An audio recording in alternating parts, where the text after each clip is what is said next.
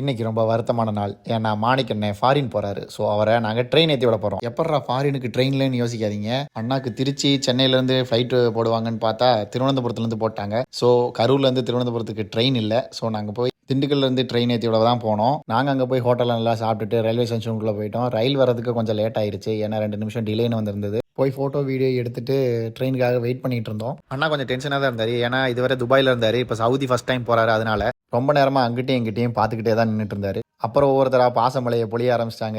ஏன்னா இந்த தடவை தான் அதிக நாள் லீவில் இங்கே வந்து இருந்தார்.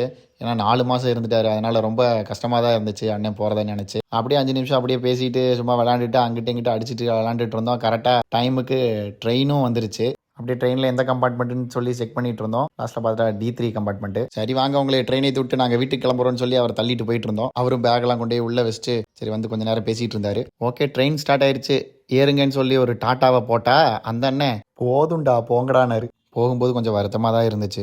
மெல்ல விடை கொடு மனமே இந்த நினைவுகள் கனமே. இப்படி உங்கள் ஃப்ரெண்ட்ஸ் யாராவது போயிருந்தா கமெண்ட்ல மென்ஷன் பண்ணுங்க. இந்த மாதிரி வீடியோ பார்க்க பேஜை ஃபாலோ பண்ணிட்டு லைக் பண்ணிருங்க.